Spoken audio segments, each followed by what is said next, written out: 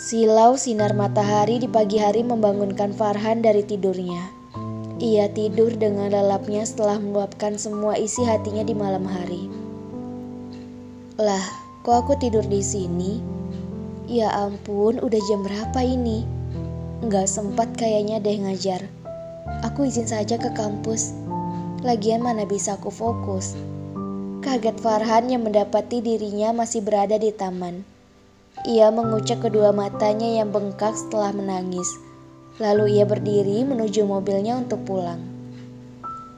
Gabriel bersiul sambil menyisir rambutnya serong, menyemprotkan wewangian ke tubuhnya. Wajahnya terlihat sangat bahagia, tidak hentinya ia tersenyum. Bahkan mamanya ia cium dan peluk hingga sesak. Sesekali menggoda mamanya dengan kata-kata yang sangat manis. Mungkin kalau mamanya anak gadis akan jatuh cinta langsung ke Gabriel. Sedangkan papanya dan Chris saling melirik menggunakan bahasa mata. Mereka saling bertanya, ada apa dengan Gabriel yang tingkah lakunya tidak seperti biasanya. Laura begitu antusias mengikuti mata kuliahnya. Bahkan presentasinya mendapatkan nilai yang terbaik. Sama seperti Gabriel, Laura lebih banyak tersenyum. Ia semakin ramah dengan semua temannya. Mungkin karena suasana hatinya saat ini yang sedang berbunga-bunga, ia selalu terbayang-bayang wajah Gabriel.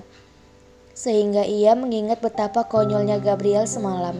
Lalu ia tertawa. Gak menyangka pria yang akan menjadi suaminya adalah pria yang kocak. Gabriel ternyata diam-diam menyimpan foto Laura di dalam kalungnya.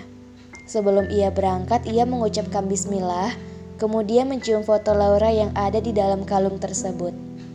Katanya itu adalah salah satu motivasi di dalam hidupnya. Gak lama lagi ia akan menjadi seorang suami, sekaligus ayah untuk anak-anaknya nanti bersama Laura. Memikirkan itu membuat Gabriel yang bucin semakin menggila. Seharian ini semuanya sangat sibuk. Kedua orang tua Laura, orang tua Gabriel dan Chris, mereka saat ini sedang menuju ke Bandung menyelesaikan proyeknya. Gabriel diberi amanah menjaga kantor dan mengatur semua karyawan yang ada di dalam perusahaannya. Sedangkan Laura sedang asik mengikuti beberapa ekstrakurikuler yang ada di kampusnya. Gabriel yang merasakan rindu dengan Laura, ia harus menahan kerinduannya karena ia harus menyelesaikan semua berkas-berkas yang harus ia selesaikan hari itu juga. Pada akhirnya tepat jam 21.00 WIB, semua pekerjaan telah usai. Gabriel yang tidak mengenal lelah berencana ke rumah Laura. Ia membawakan bunga dan martabak keju kesukaan Laura. Laura tipe wanita yang tidak begitu suka manis, makanya ia lebih memilih keju. Setibanya di rumah Laura, ia menunjukkan giginya yang berwarna putih seperti orang yang sedang menyengir. Ketika melihat Laura yang membukakan pintunya, dan ia memberikan bunga dengan gaya yang elegan, seperti Romeo kepada Julietnya. Laura berbeda dengan gadis lainnya. Ia tidak tersentuh sedikit pun, malah menoleh kepala Gabriel lalu mengatakan Gabriel lebay. Ia be aja ketika Gabriel memberikan bunga. Namun matanya terbelalak ketika melihat kresek yang berisikan martabak keju makanan favoritnya. Ia mengambil kresek tersebut tanpa rasa malu. Gabriel yang melihat reaksi Laura hanya tertawa. Lalu ia masuk mengikuti Laura duduk di ruang keluarga. Laura kini sepertinya lupa dengan Gabriel. Ia hanya fokus menyantap martabaknya tersebut. Hai sayang, aku di sini. Menyedihkan banget diriku terlupakan hanya karena sebuah martabak. Bibir Gabriel melengkung ke bawah menandakan ia sedang bersedih. Iya, gue lupa ada lo di sini. Habisnya martabaknya enak sih. Ujar Laura lalu kembali menyantap martabaknya dengan lahapnya.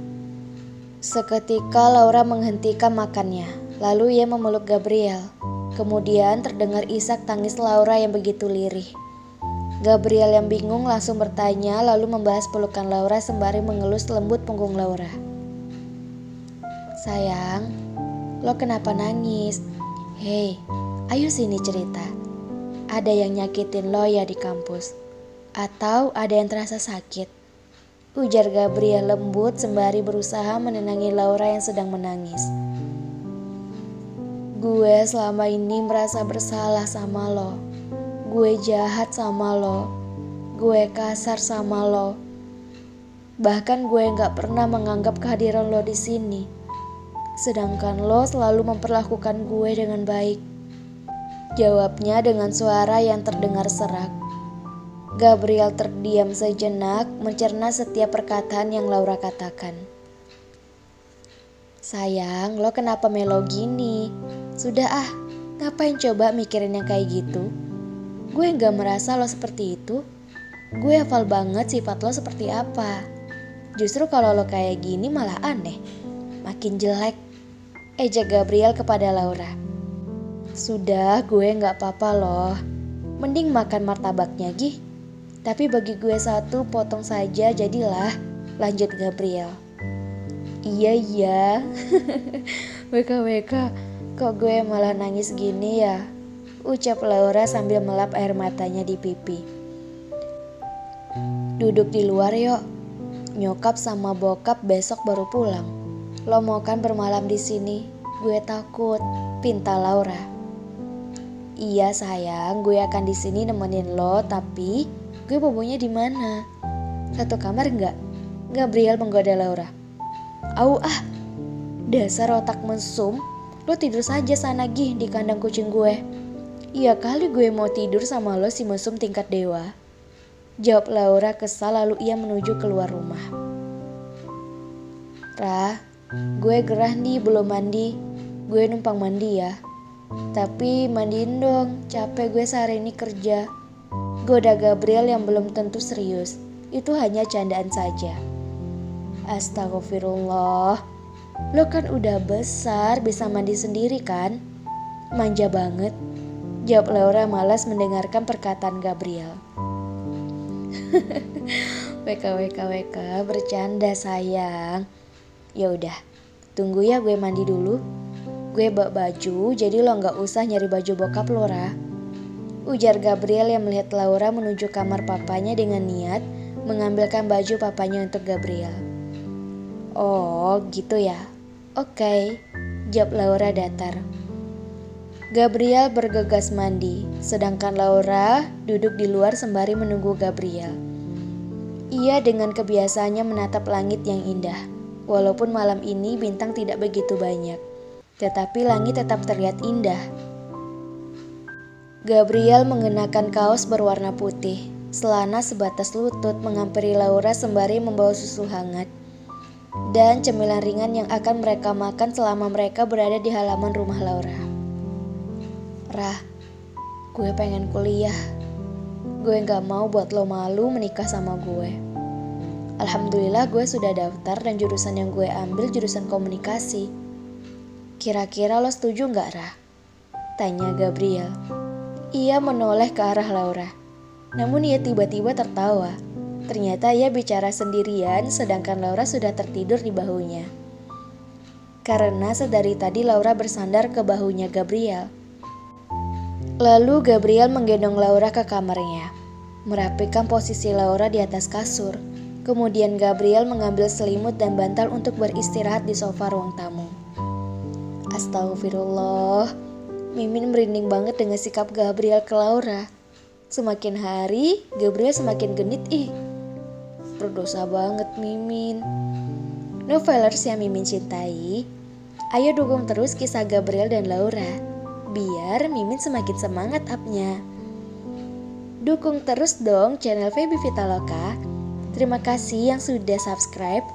Dan jangan lupa bagi yang belum, subscribe, like, komen, dan aktifkan loncengnya ya. Supaya bisa mendapatkan notifikasi setiap kali Mimin up novel episode terbaru. Terima kasih buat novelers yang selalu setia mendengarkan kisah Laura dan Gabriel hingga episode 16. Dan saksikan terus ya kisah selanjutnya. Kira-kira masih kepo gak ya? Masih kepo dong? Masa enggak? Selamat menyaksikan. Bersambung.